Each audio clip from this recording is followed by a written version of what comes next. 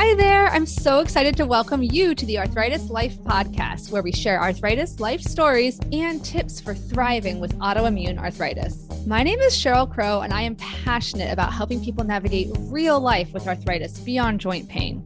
I've been living with rheumatoid arthritis for 20 years, and I'm also a mom, occupational therapist, video creator, support group leader, and I created the Room to Thrive self-management program. I am so excited to help you live a more empowered life with arthritis. We're going to cover everything from kitchen life hacks to navigating the healthcare system to coping with friends who just don't get it. Seriously, no topic is going to be off limits on this podcast. My interviewees and I share our honest stories of how chronic illness affects our lives. This includes discussions about mental health, sex, shame, pregnancy, body image, advocacy, self-acceptance, and so much more. You'll hear stories from all ends of the spectrum, from a person who's living in medicated remission from psoriatic arthritis to somebody living with severe mobility restrictions and severe pain from rheumatoid arthritis. You'll hear how people manage their conditions in different ways, like medications, mindfulness, movement, social support, work accommodations, and so much more.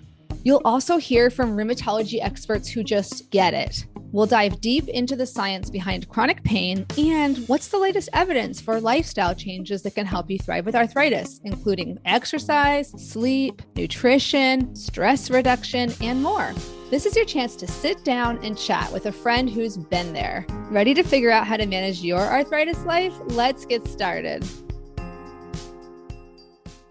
All right. I'm so excited to have a kinesiologist on the Arthritis Life podcast for the first time. So I'm so happy to welcome Jasmin Ma. Hi. Hi, Cheryl. Thank you so much for having me. I'm so excited to have you. And if you don't mind just sharing, a little bit about yourself, where you live, and what is your relationship to arthritis? Yeah. So I always think that's a funny question to ask, to share about yourself. You can identify so many different things, but I'd say first and foremost is I'm a physical activity enthusiast. I live in Vancouver in BC, so very fortunate to live on these beautiful lands. And a little bit about myself.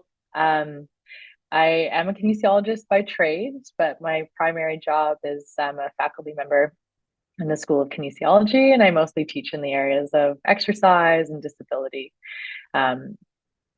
Essentially, how do we help people to start and stick to physical activity? In terms of my relationship to arthritis, I'd say it kind of centers around both community and research.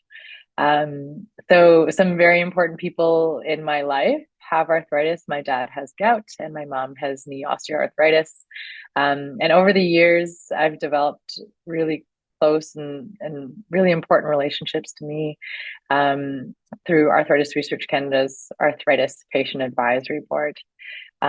These are folks that live with arthritis and people that I continue to learn from. So that's kind of a bit of how I sort of see my relationship with arthritis, like from the community, have stemmed a lot of questions that I try to address through my research and teaching.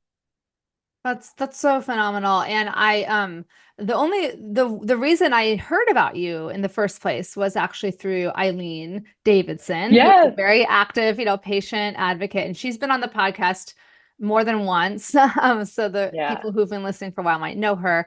And I will for sure link to like one of Eileen's past episodes where she's talked about, physical activity and the importance of that. Yes. And I'll also link in the show notes to Arthritis Research Canada and the advisory board, because that's such a great resource for patients to know about. Oftentimes, I'm in the United States, and oftentimes we default to thinking about our own like Arthritis Foundation and forget there's amazing resources in Canada and across the world as well. But before we go more into your story, I want to actually take a second to define what is a kinesiologist and what is kinesiology for people listening.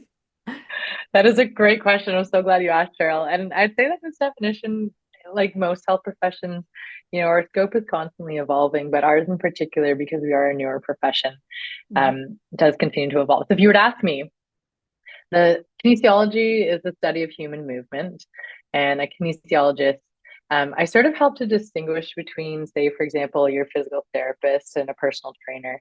So one of the key differences between a physical therapist and a kinesiologist is the movement that we work with is on the broader spectrum of physical activity, and we take a bit more of a focus on, for example, fitness and more of, say, for example, some of those long-term goals in movement, whereas your physical therapist, you might be working on more of a rehabilitation specific goal.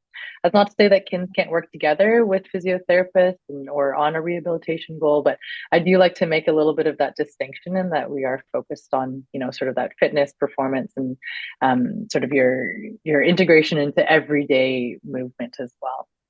So everyone practices their kinesiologist practice a little bit differently. But for me, it's about getting people to start and stick to physical activity, and find ways that we love physical activity.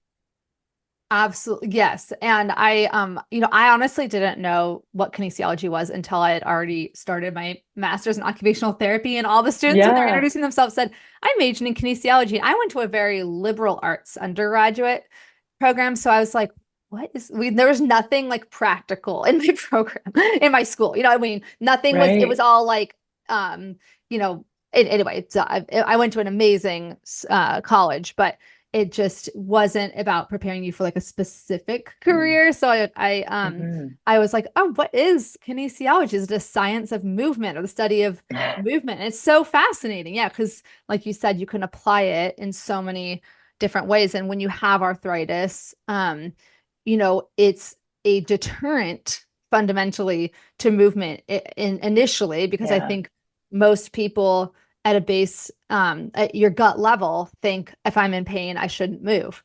But as we know from Mhm. science, which I will let you talk about, that's not actually the way to go. So, what I'm actually in your story, I'm interested, what made you want to become a kinesiologist and then specialize in arthritis? Yeah. Oh, geez. Yeah. Dating me back a bit. I'd say, I mean, like I said, like kinesiology, we're really interested in movement, and, we come about it from a really interdisciplinary perspective. So I love that you picked up that, there are different aspects of kinesiology. And what I think is really cool, especially here at UBC, the university that I'm at, we look at human movement right from cells to society, we'll say. So we look at the psychosocial aspects of it, as well as the physiological, biomechanical, neuromechanical, etc. So lots of different ways that you can look at. So one, I think it was the diversity. Like I could never choose. I loved school. That was me too. Like that's why Right. occupational therapy was like choosing without choosing, because it's like Right. major in everything, like everyday activities and helping people function Yes. in life. I'm like, yeah, it's broad yet specific. Exactly. Yeah. Yeah. So it's the variety, like the interdisciplinary approach to human movement. But, looking way back, I was really fortunate, like I grew up playing sports as a kid. It's the classic bit there. I had really active parents. And then when I was going through my schooling, when I first started kinesiology, what had me continue all of my training in kinesiology was I worked as a kinesiologist and a personal trainer for an exercise clinic that was specialized for people with disabilities, and many of which, many of which of our clients also had arthritis. And yeah, it was just like I just got involved in this community. Like I'll keep coming back to this, just how important that is, like the people that you meet and the relationships that you hold. That was a really big part of why I started Kin was, yep, I loved movement and exercise. But it's the people that have you keep coming back, is really sort of, yeah, why that kind of got me to start my career as a kinesiologist and later to study it. That makes a lot of sense. I mean, I'm very extroverted, so community is a huge draw for me. And I just love the branding of this. You have a lab that you work in or work Hmm. for. I don't know what the right word is there, but movement for all, like movement and then like a Yeah. for all. And what does movement for all mean, and how did this lab start? Just tell me more about it. Yeah. So yeah, the Movement for All lab is I guess my lab that um, I always had this dream of, so when I started my kin degree back in the day, I had this dream of, like, wouldn't it be really cool if I could run an exercise center where it kind of worked as a living lab and, it was, inclusive, and it felt like a place that was fun and just, everyone felt welcome, but we could also, study what's working and what's not working and advance how we do physical activity. So that was kind of like the impetus for it. So when I was hired as faculty at UBC in the School of Kin, I had this opportunity to create my lab. And so a lot of the research that I do and the work that I do is with community partners that, offer programming, whether that's for people with disabilities or the general population, and are interested in finding ways to make their spaces and their programming more inclusive. So yeah, that's like where the Movement for All Lab kind of came from, was, like I always had that sort of tagline of like, we put the all in physically active, and it makes more sense when you see it written. But in any case, and then Movement for All, like I like that. yeah, Physically active. Yeah, I love that. Yeah. Yeah. And then the M4A lab, the initials MA, is conveniently spelled my last name. So Oh no, we are so like birds of a feather, because I'm so obsessed with acronyms and like play on words, yeah. and like even like Rim to Thrive is like an acronym for my program. It's like I Nice. love it. I love it. This is so Yeah. great. I mean, Well, oh sorry, continue. sorry. Yeah, yeah. No, I was just gonna say, like, I kind of segue from that. We'll come back to that, but you know, uh, I think just an opportunity to give a bit of a shout out to some of my mentors and colleagues that got me Yes. into arthritis, because my former postdoc supervisor, Dr. Linda Lee, who's a scientist and at, yes, Linda. I know her. She also loves acronyms. And then, I also just have to give a shout out to Alison Coons as well, who's a knowledge broker. She wears many hats. Yes. And if you haven't had her on your podcast, I highly recommend that you do. But both of them have just, been really integral in getting me involved in the arthritis community and the research world. And yeah, we're also all cut from the same cloth, where we love our acronyms. Yeah. It really seems to be something that ties us all together Mm-hmm. in the arthritis world. But I love the way that you talked about wanting to develop a space that is the word that stood out to me there is fun, actually, in Mm-hmm. addition to all the other things, because I think oftentimes when things are developed for people with disabilities, it's people are almost seem to be afraid of fun, because they're like, well, we don't want to make light of the fact that you have a disability, but like everyone wants to have fun, right? And have joy, Mm-hmm. and not have things be, I think most people don't appreciate things being super dry, or, so what are some of the ways that you've like embedded fun into the experience? Yeah.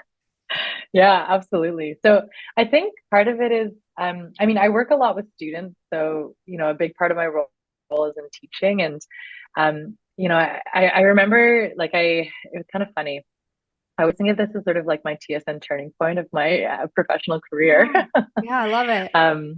Before I started my PhD, I had an offer to go off to physiotherapy school, and I kind of sat there thinking, like, oh, like, which way do I go? I don't know.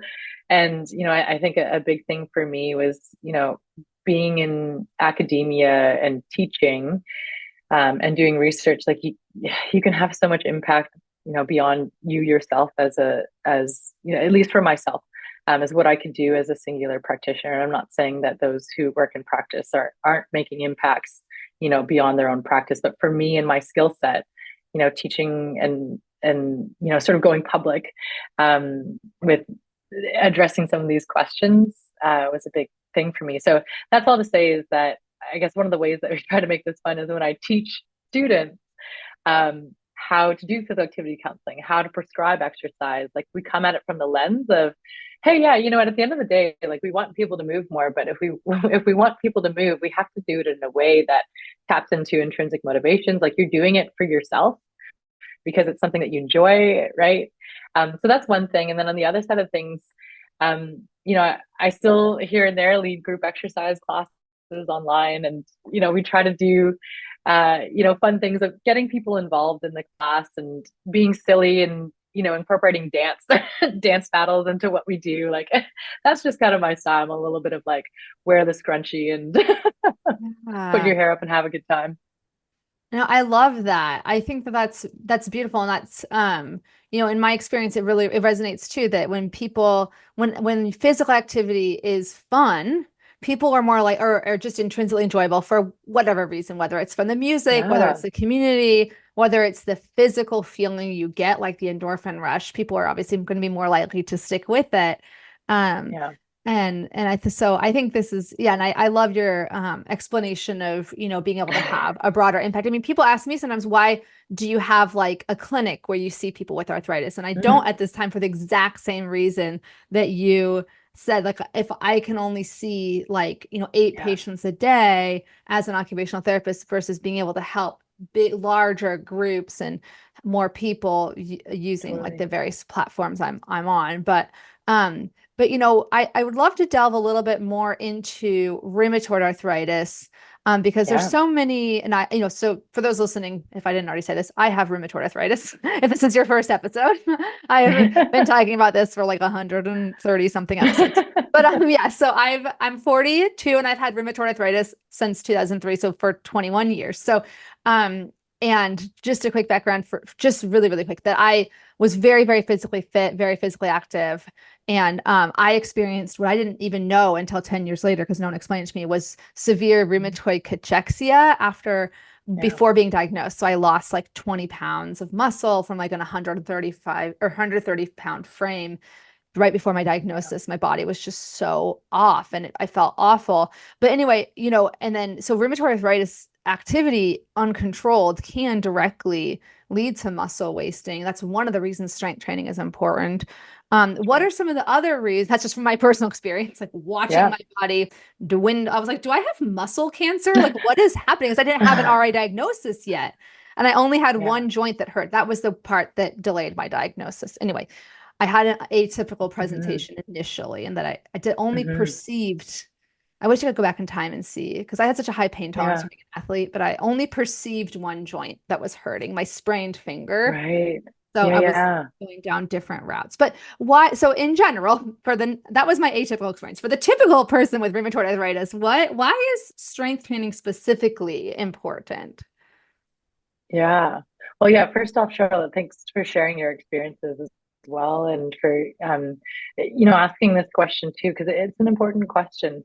Um, so why is strength training specifically important for people that are you already hit a really important point is to help decrease the risk or help slow the decline associated with rheumatoid cachexia.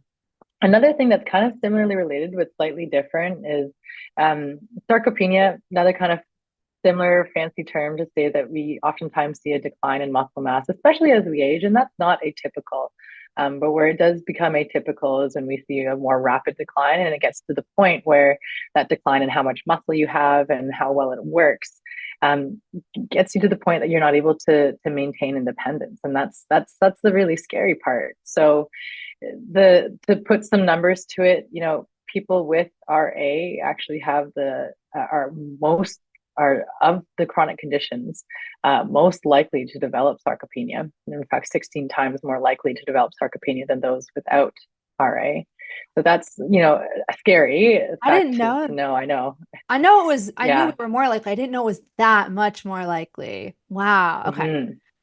Yeah. Definitely noting So, that. yeah, I know. I hate to bring the doom and gloom of like, oh, that's scary, but it just I mention it just to highlight the importance of strength training because one of the Mm-hmm. best things that we can do to combat sarcopenia is to do strength training, right? Yes. Or Yes. muscle strengthening activities. So Mm-hmm. there's the sarcopenia bit, there's the rheumatoid cachexia, there's making sure that you're able to maintain your independence, right? Like wanting to play with your kids or your grandkids or get on and off the toilet independently. Like these are all important things that we want to be able to do.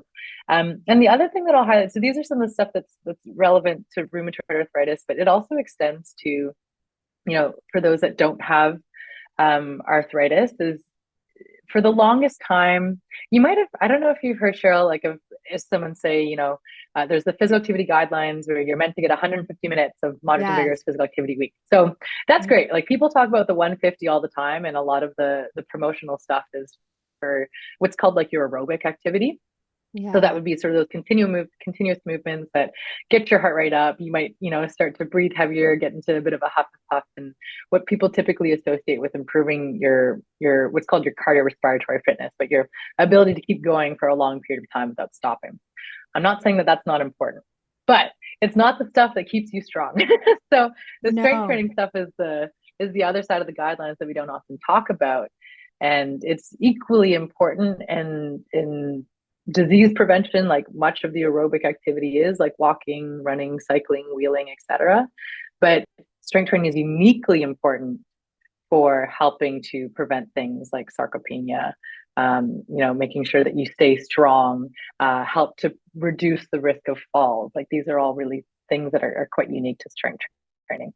Yeah, I think we should delve deeper if that's okay, because I think this is something that is so crucial. And I think when we hear exercise or physical activity, I mean, I'm sure you've heard of all these different attempts to say, instead of saying exercise, we should say physical activity, but we really are, it's really apples or oranges when we're talking about like getting your heart rate up for cardiovascular fitness, like you said, versus muscle training. Obviously if you're cycling or swimming, your heart rate is going to be up and you are using your muscles, but you're not like your muscles are involved. It's not that they're it's like apples and oranges that are like a Venn diagram that overlap a little bit, strength training versus.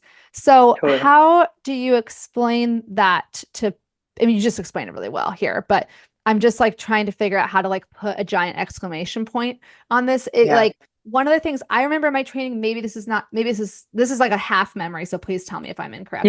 About like slow twitch versus fast twitch, like different kinds of fibers, like endurance fibers versus, is that part of this or no?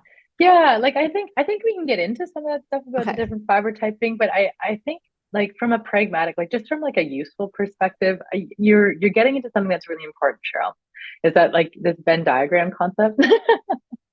I think well, when you look at physical activity guidelines, we separate them as these two very different things. Like you're either doing aerobic activity or you're doing strength training. But the reality is there's a bit of a mix between the two, depending on what you do.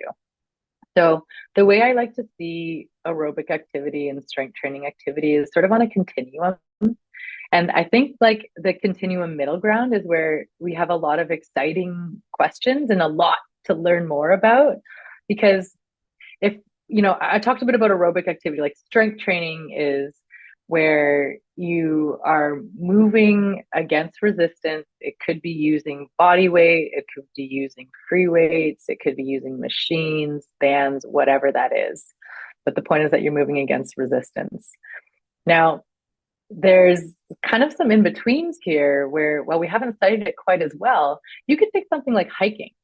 Like, where do you classify hiking? Because like many people will put it in this aerobic category, but you're also moving your body weight up. Like it's kind of like doing a bunch of lunges. I was gonna say you're like loading on your quads. Certainly my quads feel it when I'm hiking. Exactly. Or doing stairs. Stair workouts are like my favorite or whatever. Exactly. I'm a glutton for punishment. You got it.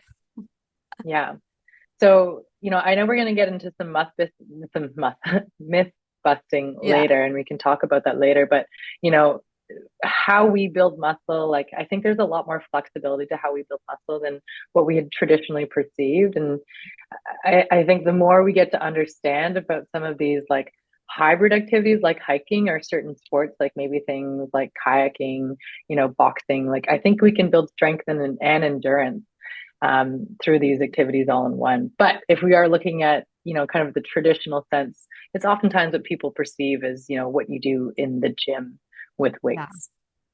That makes sense. And some of it you can do with your own body weight too. So like I like a good old fashioned wall sit, but if you have ever felt completely lost or utterly alone while trying to navigate real life with rheumatic disease, listen up. I am here for you. I created an educational program to help you go from overwhelmed to confident, supported, and connected in a matter of weeks. And it's called Room to Thrive. After earning a master's in occupational therapy and completing hundreds of hours of additional training, I created a step-by-step guide to help you truly thrive with rheumatic disease. This is the only program I know of that's designed to improve quality of life for people living with inflammatory, autoimmune forms of arthritis, like rheumatoid arthritis, psoriatic arthritis, ankylosing spondylitis, non-radiographic axial spondyloarthritis, Sjogren's disease, and more. During the self-paced lessons, you'll learn how to manage pain and fatigue, cope with stress, navigate relationships, and continue doing the things that matter to you and bring you joy.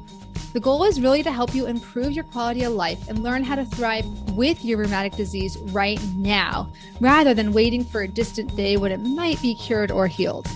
I really created the down-to-earth, practical, heartfelt resource I wish I had had when I was first diagnosed at age 20.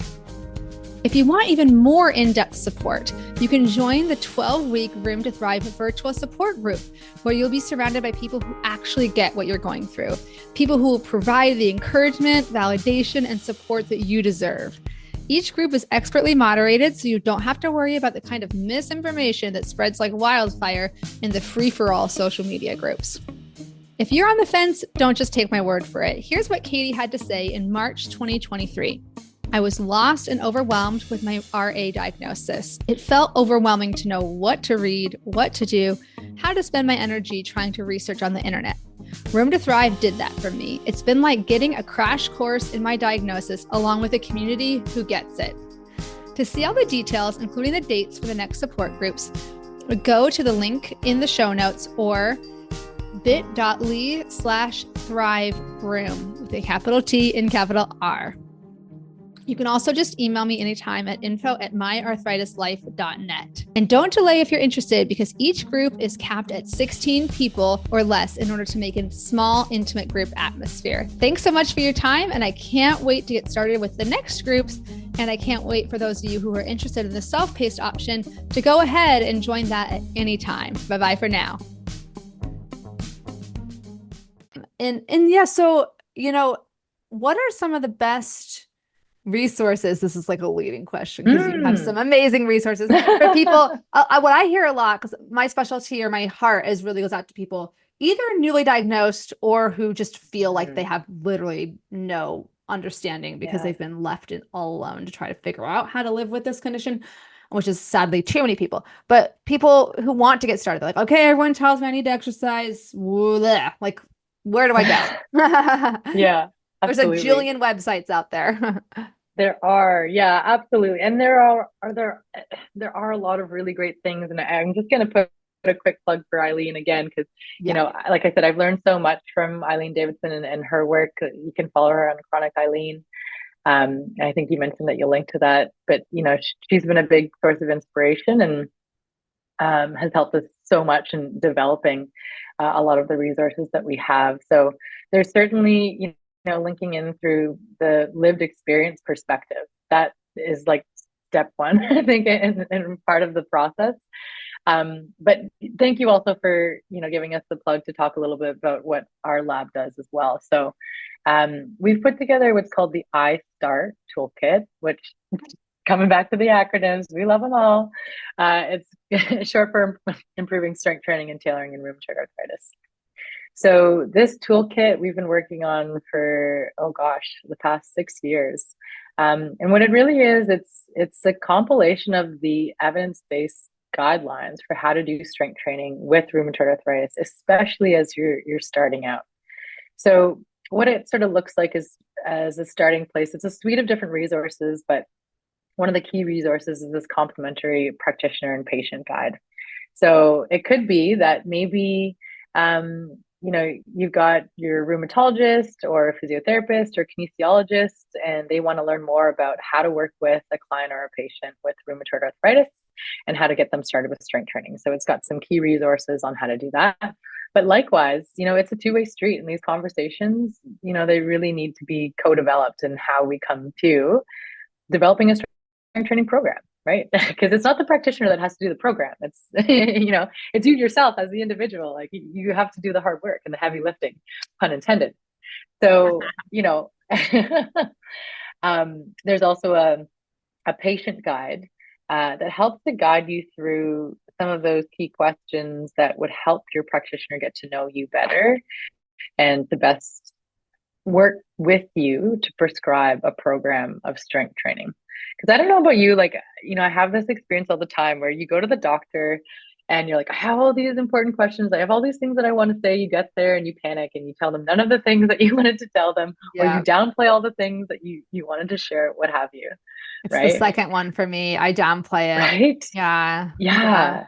It's hard. So it is, right? And so that's kind of the purpose of this toolkit is, to give you a sense of the types of questions that you want to ask your practitioner, allows you the opportunity to maybe write down some of those ideas before you come in and have a conversation with them. And that can either be shared in advance with your practitioner so that they have, they can come better prepared to your session, or it's that accountability checklist that you're like, I'm going to share all the things I intended to share and I'm not going to downplay things. I'm going to make sure that I have this checklist essentially. So that's kind of the first thing of the iStart Toolkit. And then there are a bunch of supporting resources for it. So in addition to having the conversation, we've got, a webinar to teach you about some of the basic principles of how to strength train with rheumatoid arthritis. So what do you do when you're in pain, when you're experiencing a flare, fatigue, all of the common symptoms that you experience with rheumatoid arthritis. And then beyond that, we've got sample exercise prescription forms. So, if you're having a good day or a bad day, it shows you how to maybe make the exercise more appropriate for a bad day or make it a little bit harder if you're feeling great.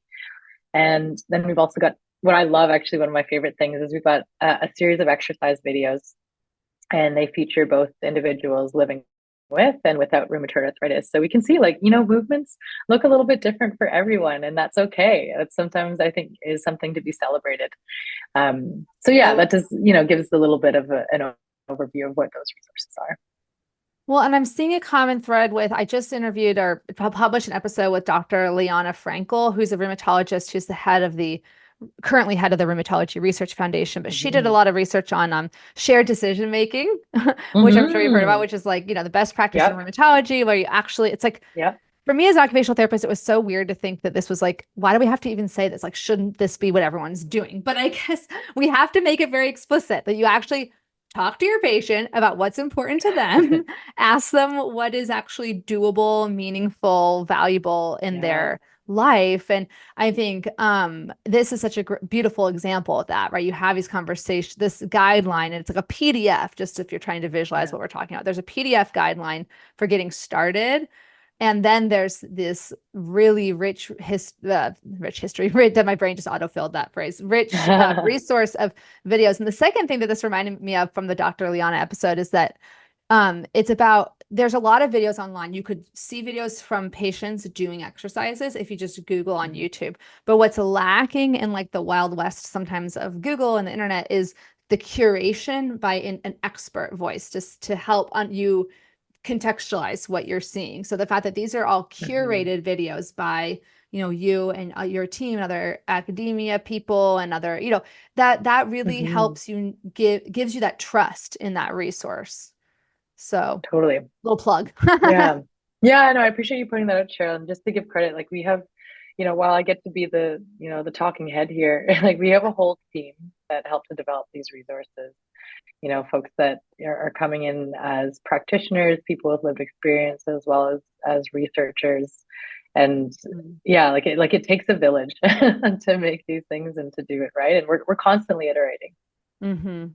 Absolutely. I mean, and I wanted to, you mentioned the myths about exercise in RA. I would love to hear, what are some of the biggest myths that you've seen with the patients that have come in, and or even just any conversations you've had, and this is your chance to bust the myths. Totally. I love myth busting. And I'll say too, with the caveat that evidence is always evolving, and so what our truth is today, keep checking in, because our truth in 5-10 years from now, hopefully and probably will be different, I think, for the better. So I want to start by saying with a little bit of an anecdote. So Cheryl Cohn, who you might know, she's the founder and president of Yes. Arthritis Consumer Experts. Yes, She's everyone been knows on the Cheryl. She's podcast. a big deal, right? Wow. So It was the meeting of the yeah, she Cheryls. does a Yeah, it was lot. awesome. Yeah.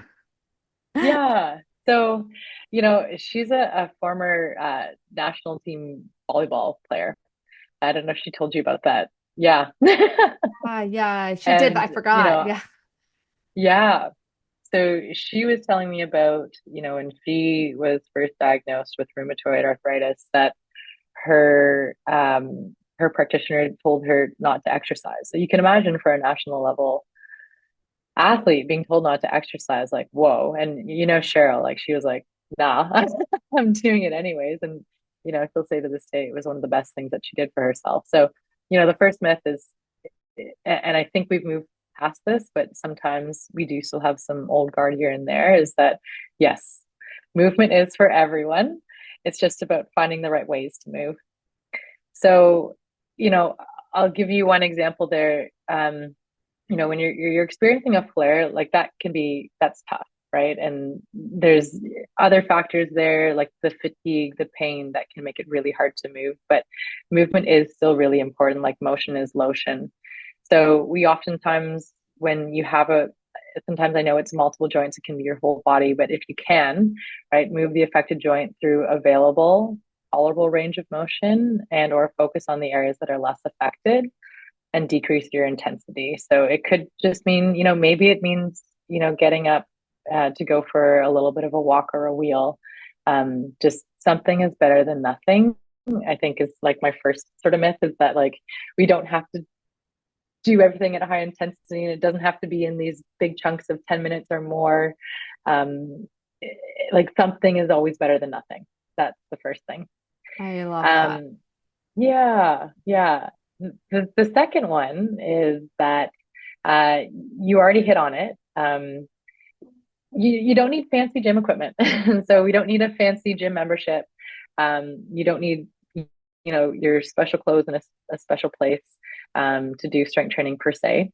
Like I said, as a starting place, like I mentioned, I live in Vancouver, and it was really cute. My parents came to visit from Ontario. It's much flatter in Ontario, and my dad's like, I have this revelation. I know why people in Vancouver are so fit. You walk to the grocery store and you will encounter a hill. So true. Yeah. Seattle's very true. similar. I mean, we're 2 hours south of you. So Yeah. same Right. vibes. So, Yeah. sometimes if the lifting weights isn't where you want to be, like maybe it starts by, walking in areas where, you've got sort of some gradual changes in elevation as a place to start. And then as you get stronger, then maybe it's then working towards, some of the stuff that's a little bit harder that, might incorporate, whether that's your body weight, whether it's, you could use exercise bands. When some people didn't have exercise bands, I said, great, use pantyhose. Like, right? Or household equipment, like anything you buy from Costco, that's heavy. Yeah, seriously. Yeah. Right. And the last thing that I'll say is a myth that I think is a really important one, and is that you don't have to lift heavy. So for the longest time, there was this perception that to improve your strength, you have to lift the heavy things. And we know that's not the case anymore. If you want to change how big your muscles are, as well as how much they can lift, you can even use light weights. So yeah. So that is really out there. That is something I've definitely encountered, that idea that you have to really challenge the muscles in order to build muscle. And so that is the secret though, right? So it's like, it's not about the weight that you lift quite as much until you get to like the sort of elite level. When you're looking at the elite bit there around like optimal strength, then yes, you do still have to lift heavy. Absolutely. But if the purpose is to improve your strength for general function, you want to get stronger, maybe you want to compete, in sport, what have you. But you're not at that 1 to 2% of final optimization. You can totally get by with lifting light weights. The caveat is that you should feel like your muscles are worked by the end. So we still have to have that intensity equivalent where, we are thinking like, okay, I couldn't keep going forever at the end of this set, so a Yeah. set is like, say, for example, you have 10 repetitions, that's one set, and then you take a break and then you do that again, that's another set.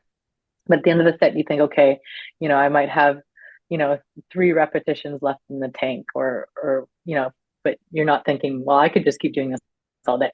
Yeah. Because then, Yeah. then that's a little bit trickier to get that same adaptation from those light weights. Like you still have to go to the point of like, oh my gosh, like I'm getting to the point where like I'm about to have to stop or just Yeah. before that.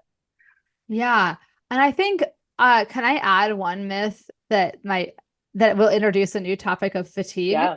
So I think this is something that just an aha moment that occurred to me after I started working with a personal trainer twice a week, just about 1 year ago. And Great. my main thing was to help with functional daily activities and feel a little bit stronger when I'm doing stuff like lifting, and also just like theoretically, like, yeah, I'm in my 40s, I have rheumatoid arthritis, I should strength train. I've been putting this off long enough. Okay. Yeah. I did not expect it outright to help with my fatigue, and my personal experience has been it is noticeable, like noticeably I feel more energy but it wasn't right away. It took a couple weeks kind of, and I think that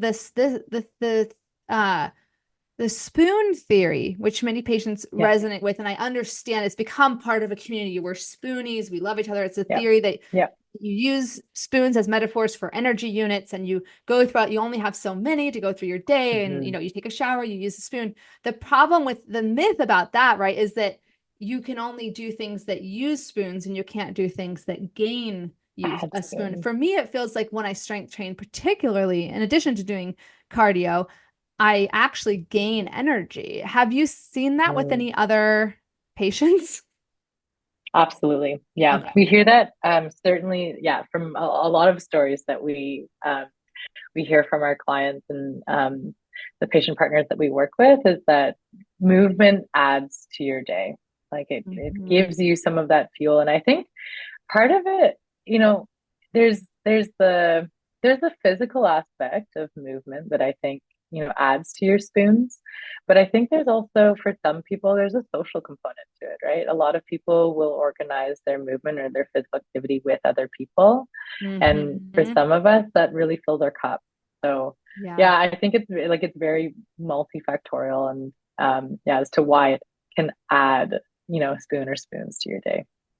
Yeah, and I was just surprised because I've always been good about cardio, because I like that little endorphin high. Like I have an exercise bike, and or just walk, and I used to run. But long story short, I always thought that maybe I would feel overall like I'm feeling more robust, and maybe a little bit less fatigued after those workouts. But it was noticeable with strength training. It's just really been a surprise, like a happy surprise for me. Yes. And I just encourage others and to I mean, obviously, hopefully this has come up in many of the episodes, just to like the fact that physical activity doesn't have to be scary. It can be fun, and everyone diagnosed with RA often, when they think about lifestyle, wants to jump to like diet. But if I can only have to put my bet on one, I mean, the evidence is a lot stronger for just, at least it's more uniform, I would say, for physical activity than it is for nutrition. Not to say that any one individual might be better served by a nutrition intervention versus exercise intervention, but like, at the population level with like large groups of people, physical activity is like just over and over again is what helps people with RA, with pain and fatigue, right? Yeah. Absolutely. I'll link medicine. Yeah, it is. Yeah, motion is lotion, and movement is medicine. I will put the 2022 American College of Rheumatology Integrative Health Guidelines, because they show in a chart, all the different lifestyle interventions, and that consistent engagement in physical activity was the only one that was strongly recommended. That's right. Yeah. And I'm saying this as an occupational therapist, and occupational therapy and physical therapy were not even as strongly recommended, so it's kind of like my dedication is always to the truth, not to what actually serves me. I want to know what works for myself and for other patients. So do your patients ever struggle with identifying joint pain versus muscle muscle Mm, pain? Because I never did, because I think my theory was that because I was just an athlete, prior. yeah. Yeah. But because I think in your guidelines, I looked at the I Start, and I think that was one thing I was like, Yeah. you say in there, it's okay for your muscles to hurt afterwards, but you don't want your joints to hurt afterwards, right? Is that ever difficult for Yeah. people to distinguish? Yeah, I think so. Like, I think, people, even when we coach exercise, like some people do well with cueing that, has you think about like what you're feeling in your body, whereas other people will do better with like making, relationships to like your outside environment. So for example, like Mhm. if you're teaching a squat, you might say, okay, pretend like you've got a chair down there and you're going to try and touch your bum to the chair. Like that's kind of Yeah. like that external cue, whereas like an intrinsic would be like, okay, like, can you feel it in your butt? Can you feel it in, the backs of your legs and the fronts of your legs, right?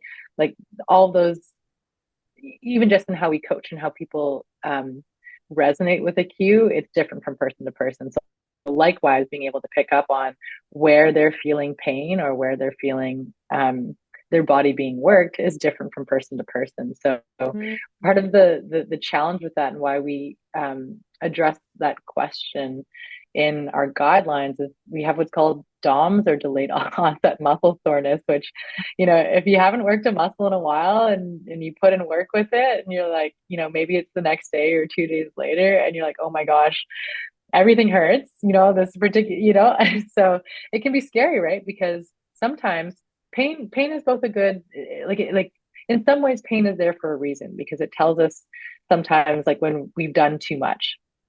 So Yeah. so that's why we try to make that distinction. If you've done an exercise that's new for you and you feel this kind of like soreness in your muscles the next day, or maybe a couple of days later, sometimes that's okay, right? That's just the muscles adapting to this new stimulus. However, it is a little bit different if you've noticed that the pain is in the joint and it's also, progressing. And so that monitoring is really important, about knowing what is your baseline level of pain. How does it feel, before, during, and after a workout, and the follow up. So yeah, it's tricky for a lot of people, and so much of that does come into some of the trial and error of just getting to know your body and your disease. Yeah. And I think putting that expectation up from the front is so helpful, because I think if patients expect that it's going to be this linear process, and I start feeling bad and I just start exercising and then I feel better and better and better and better in this like linear way, they're going to be discouraged if they don't feel good. So if you say, oh yeah, no, there's going to be days. And sometimes I like to tell people, sometimes it's like a butterfly flapped its wings in Africa and you don't feel good that day. And that's not out of your control. Yeah. You might be listening to your body and you don't think you're pushing it too far. And then you wake up the next day and you're like, Yep. I'm in pain. What have I done? So that's, Mhm. and I think, I could tell just from your affect that like, that you're like a great, coach in that sense for the clients. And it's so nice to have someone there to validate you when you're going through those ups and downs and not have to go through it all on your own. Absolutely. Yeah, so this is so great. I feel like we could just talk forever. Is there anything Yeah. else you wanted to say before I go to the rapid fire questions? No, let's hit us with a rapid fire Okay, question. perfect.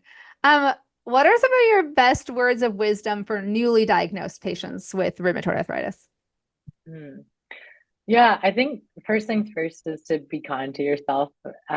You led me into it perfectly, Cheryl. Like sometimes there are good days and there are bad days. So just, sometimes when it's a bad day, we have to adjust our expectations, and that's okay. So yeah, not to get down on yourself. If you had set out these plans to do your workout and today's just not the day, that's okay. There will be other days and more appropriate days for that. So yeah, it's first thing, be kind to yourself. I'd say connect with community and become your own scientist. Like, and this comes from a lot of the clients that I've worked with over the years, is that I hear about this pattern of trial and error, in that, we can give these guidelines, but everyone is so unique. Like we're all little flowers, little snowflakes. So to be open to trialing out what works for your body, and to listen to it. So yeah, be kind to yourself, connect with community, and become your own scientist. Those are beautiful. And do you have a favorite arthritis gadget or tool in the toolbox that maybe you recommend for patients or your dad uses? Yeah, I have. This is something that I oftentimes will share with my clients, my family, and I use it myself all the time. But I mean, resistance bands, they're very affordable, but particularly like the loop resistance bands, because they like you can get like they're just you don't have to hold on to them per se. Like you can kind of like tension at the wrist, like if it's if you have any challenge with that with gripping.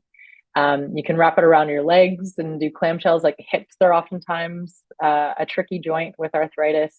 There's just so many things that you can do with a loop resistance band, and you can buy one for probably $5. So yeah, that one's definitely my gadget of choice. I love it. Do you have a favorite book or movie or show you consumed recently? 99. I love Brooklyn 99. Oh my I'm gosh. sad. I'm sad that it's done and over with, but it's the only TV show that I've ever rewatched. Oh wow. Wow, I love it. Yeah, he is so good. Why am Oh, I Andy forgetting his Samberg. name? What's the Andy guy's Samberg. Andy Sandberg. I was like, Yeah. literally my brain was like Adam Sandler. No, it's not Adam Sandler. Who is it? Yeah. I know what he looks like. My brain did not want to remember his Yeah. name. Yeah, I love Yeah. it. That's so great. Do you have a favorite mantra or inspirational saying? Yeah. So my dad, he would always say, if it's meant to be, it's meant to be. But then, I found this quote. It was actually on a calendar in a bathroom, I love it. I love which it. makes it sound way less cool, but I live by it. It's to control the controllables and enjoy the enjoyables. Like we have so much in our life that, things happen, and there's some things that we can have an impact on, and some we just have to enjoy it for what it is. That is so beautiful. That's something I'm constantly working on. Just controlling the controllable, not trying to waste my Yeah. energy controlling the uncontrollable. So that's Yeah. perfect. Perfect timing for that reminder for me. So Yeah. thank you. And then what does it mean to you? This is again one of those very like broad questions, to live a Yeah. good life and thrive with rheumatic disease.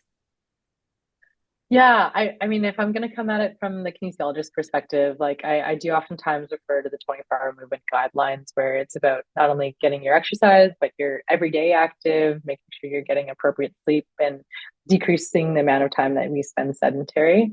But I think, to really tie that together and how we thrive, like community is so important. So there's like behaviors that you do as an individual, but it's also the people around us that really make us whole. That's like mic drop right there. You think we're going to talk about exercise, we're going to talk about community. That's right. We love people. Yeah. Come for the exercise, stay for the community. That's That's the right. Exactly. yeah. Title of episode. No, I'm always thinking, I'm grabbing like quotes from the episode or thinking in my head what the episode I title love will that be. one. No, that's so true. I mean, and again, we're all different. Like you said, it's really like that, self-evidence or becoming your own scientist. Some people, like I'm thinking, like my husband is more introverted. He enjoys, some sedentary. He enjoys some alone time, physical activity, Yeah. taking a walk by himself, jogging Yeah. by himself, going on a hike by themselves. And I'm like, these are like, what's it like to want to be by yourself? Because I'm like such an extrovert. I'm like, Agreed. but we're all different, right? That's right. Like I had to remember myself the other day talking about my support group. I'm like, some people aren't like excited about the idea of a support group because they are not like, I'm just going to go process my feelings, which a bunch of people I have never met before. Like that is scary to most people. To me, I'm like, new friends, Yes. Yeah. So, And I think how you like engage with, that concept of community is different for each person. Like a community doesn't have to be a massive community. Like maybe it's not one person for you. And maybe it doesn't mean that you're exercising with people, but maybe if you came across something that you're like, I don't know how to handle this, or I'm unsure about this, like maybe you're reaching out to your community, whether that's, other people with lived experience or your practitioner community to help guide you through and answer those questions. It's all to say is that like, community has to be in the way that's right for you, but to remember that you're not alone. Yeah, that's beautiful. And where can people find you online? Yes. Well, probably the best place is to, for my contact information is on our lab website. That's m4a.kin.ubc.ca. But I do also have Twitter. That's Jasmin Ma, Jasmin with no E. My parents made it complicated for me. That's okay. Or my Instagram is Dr Jasmin Ma. Well, no, that's the new thing is everyone wants to like name their children names that are unique spelling, but no, I mean, I think it's a beautiful name. It's not that hard to remember. Yeah, thank you so much. No, you really helped distill this, like I feel like if I was a newbie to rheumatoid arthritis and to physical activity, I'd feel like you've helped make it really like doable. Like, okay, this is achievable. Other people do this. It's an evolution, it's trial and error, and it's good for me. So I'm going to do it. I'm going to get started using my iStart guide. So thank you so much. Yeah, I hope thank you, Cheryl. I've really enjoyed this. Oh my gosh. No, thank you. And I will put all the links to the things we talked about in the show notes. Oh, and I just wanted to define, because I can't remember if we defined it. The university, it's UBC, right? University of British Columbia. That's correct. Yeah, I always that's one of my pet peeves when I listen to a podcast and they don't always just explain what each acronym is. No, and I think I will say, but guilty, I often forget to just define RA as rheumatoid arthritis, because I've just in my head it's just like obvious because my world is arthritis, but arthritis is my life. So yeah, so that's what we meant earlier when we said that. But thank you so much. I will put links to all of these things in the show notes, and we'll talk to you later. Thanks again. Okay. Thanks, Cheryl. Bye. Thank you so much for listening to another episode of the Arthritis Life podcast. This episode is brought to you by Room to Thrive, an educational program I created from scratch to help you go from overwhelmed to confident, supported, and connected in a matter of weeks. You can go through the pre-recorded course on your own, or you can take the course along with a support group. Learn more at the link in my show notes, or you can always go to www.myarthritislife.net. And if you like this podcast, I would be so honored if you took the time to rate and review it. I also encourage you to share it with anyone you know who might benefit from it. I also wanted to remind you that you can find full transcripts, videos, and detailed show notes with hyperlinks for each episode on my website, www.myarthritislife.net. If you have any ideas for future episodes, or if you want to share your story or wisdom on the podcast, just shoot me an email at info@myarthritislife.net. I can't wait to hear from you.